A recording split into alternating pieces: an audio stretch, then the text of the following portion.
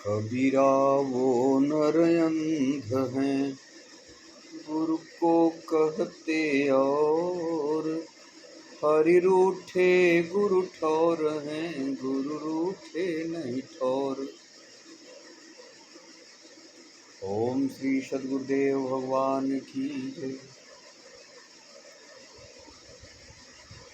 आज हम थोड़ा सा गुरु के बारे में बताऊंगा। वास्तव में जब कागज कलम का आविष्कार नहीं था तो गुरु शिष्य की परंपरा होती थी। गुरु अपने गुरुत्व को, अपनी योग्यता को ही शिष्य को देता है।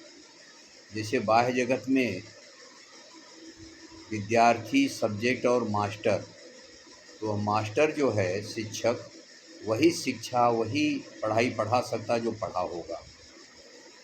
वैसे ही जो मोह रूपी अंधेरे से हमें ईश्वरीय प्रकाश की ओर ले जाए, उसी को गुरु कहा गया है।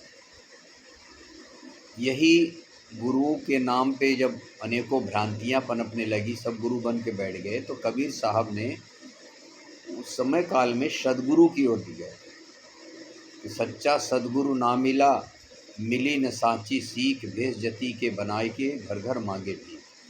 यह प्रचलित कुछ श्लोक ऐसे हैं जो सभी जानते हैं, जो भी धार्मिक होगा।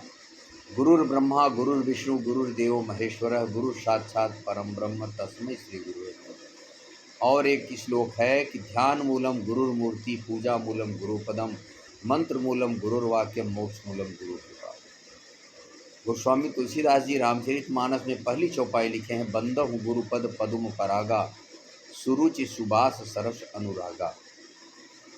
ऐसी को गीता में भगवान कृष्ण ने जब अर्जुन के संशयों का समाधान किया, जितना भी अर्जुन जो कुछ जानता था धर्म के नाम पे, भगवान ने अज्ञान बताया और यह बताया कि तुझे यह विषम स्थल में ज्ञानता कहाँ से उत्पन्न होगी।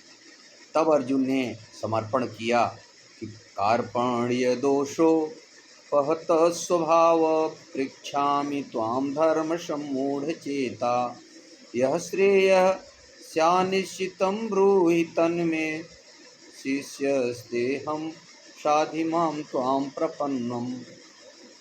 निश्चय है कायरता के दोषों से हमारा स्वभाव अपहरण कर लिया गया, इसलिए धर्म के विषय में विशेष मूर्छित, अधर्म को ही हम धर्म मान बैठे थे, घर परिवार का पालन पोषण ही हम धर्म मान बैठे थे, पारिवारिक निर्वाह करना, परिवार में जीना, इतना ही धर्म मान बैठे थे।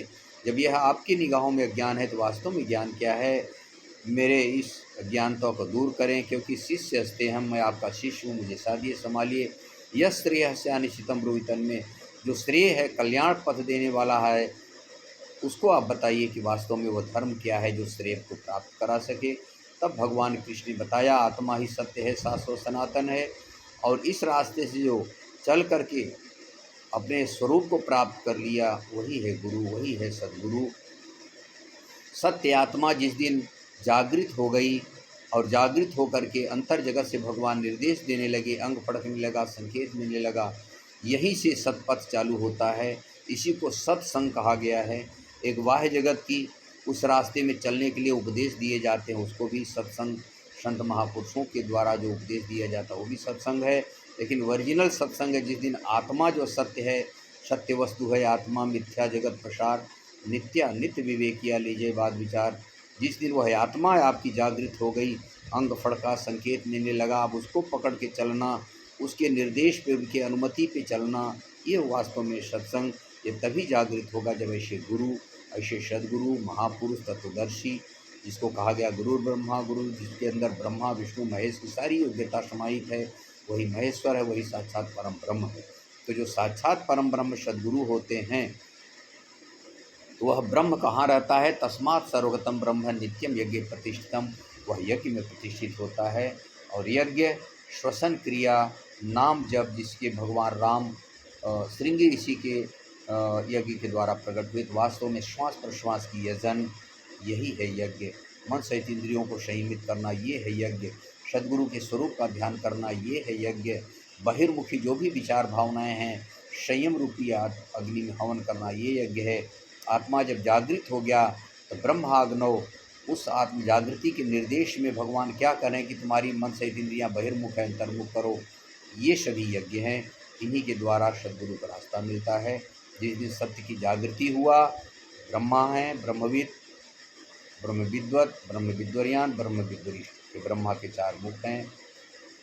जिस दिन ब्रह्म जागृत हो गया, उसके अनुकूल चलने लगे ब्रह्मविद, और उसके अनुकूल चलते चलते उसके संरक्षण में भली प्रकार अक्षरशः पालन करने की क्षमता आ गई ब्रह्म विद्वत, और उसके परायण हो गए, हमारी बुद्धि समाप्त हो गई ब्रह्म विद्वरियान। भगवान ही हमारी, जैसे वायुवान, गाड़ीवान, पीलवान भगवान, वैसे हमारी इंद्रियों के ऊपर भगवान भली प्रकार नियंत्रित कर दिए।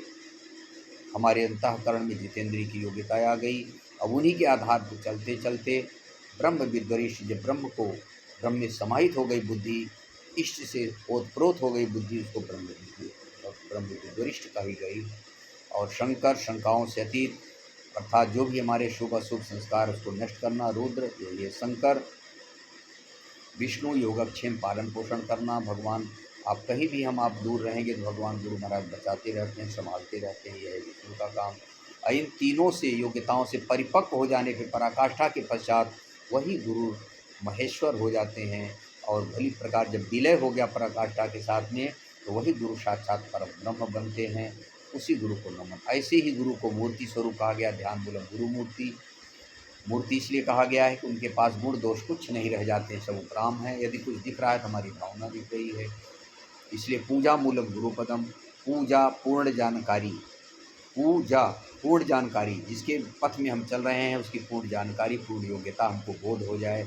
इसलिए जिस पद में प्रधानमंत्री, मुख्यमंत्री, इंजीनियर, कमिश्नर, कोई भी पोस्ट वाले हैं, वह पोस्ट तक हम पहुंच गए तो हम भी वही योग्यता वाले होते हैं। इसीलिए पूजा मूलम गुरुपदम, मंत्र मूलम गुरुर्वाक्यम, मन को अंतर्मुख कर लेना। अंतर्मुख के साथ में गुरु के स्वरूप तक की दूरी तय कर लिए, वह भी गुरु बन गया। गुरुर्वाक्यम सतत गेयम न गेयम शास्त्र को भी। इसलिए मंत्र मूलम गुरुर्वाक्यम, मोक्ष मूलम गुरु कृपा, मुक्ति भी गुरु की ही कृपा से होता है। वही सर्टिफिकेट देंगे दृश्य के माध्यम से, अनुभव के माध्यम से। इसलिए मोह का क्षय हो जाना, संपूर्ण मोह नष्ट हो गया जो दुखों का कारण था, तब वही है गुरु की स्थिति। उसी को परब्रह्म कहा गया है। छोटा सा उनका नाम भी ओम होता है, उनके स्वरूप का नाम ओम है, हमारे आपके स्वरूप का नाम ओम ही। गुरु के शरीर का नाम कुछ और होता है, लेकिन अंतःकरण की योग्यता, उसी को पार ब्रह्म, उसी को गुरु ब्रह्मा गुरु विष्णु कहा जाता है। तो ऐसे ही महापुरुष तब मिलते हैं जो हम जन्म जन्म के पुण्य अर्जित किए हैं। तो मनुष्य तन मिले, मनुष्य तन के साथ जब मोक्ष की जिज्ञासा हो, तो मोक्ष की जिज्ञासा के साथ जन्म जन्म का पुण्य जब साथ देता है, तभी मोक्ष की जिज्ञासा भी होती है। फिर हमें मोक्ष प्राप्त, जो इस लाइन में चल करके जो मुक्ति को प्राप्त कर चुके हैं, लक्ष्य को विदित कर ले, ऐसे महापुरुष का आश्रय। महापुरुष मिले तो उनके प्रति श्रद्धा भाव समर्पण होनी चाहिए, अक्षरशः उनके आदेश का पालन करने का प्रयास करना चाहिए। यही है गुरु की महिमा। धीरे धीरे, और आज के जो वर्तमान में गुरु हैं, जितने कथावाचक ये सब हैं, वो उस रास्ते में कभी चले नहीं। इसको कबीर ने बहुत अच्छा कहा, गुरु खड़े बाजार में, हमसे दीक्षा ले, स्वर्ग जाओ चाहे नरक को, हमें दक्षिणा दे। इसीलिए ऐसे गुरुओं से सावधान रहें, जिन्होंने रास्ता में कभी चले ही नहीं। वो रास्ता में जब वो चला नहीं, वहाँ तक गया नहीं, तो क्या बताए। जाके गुरु है आंधरा, चेला निपट निरंध, अंधा ही अंधा ठेलिया, दोहो को करंध। इसीलिए श्रद्धा से आप यथार्थ गीता पढ़ें, नाम जप करें, बोलो गुरुदेव भगवान की जय। फिर प्रार्थना अंदर से करें, ऐसे गुरु, ऐसे महापुरुष जो स्वयं मुक्त हो चुके हैं, हमारे भी मुक्त कल्याण करने जिसके पास क्षमता, ऐसे महापुरुषों को ढूंढ करके दें, तो भगवान अपने आप ढूंढ करके आपको देंगे। और जब भगवान ढूंढ के दे देंगे तो आपका विश्वास होगा। हमारे दादा गुरु को भी आकाशवाणी के द्वारा गुरु मिले, ऐसे आप लोगों की जब क्षमता आ जाएगी तो भगवान देंगे। हम लोगों का भी कुछ जन्म जन्म का पुण्य था, जिसका कारण गुरु मिले और विश्वास घनीभूत हुआ, रास्ता मिला। बोलो गुरुदेव भगवान की जय।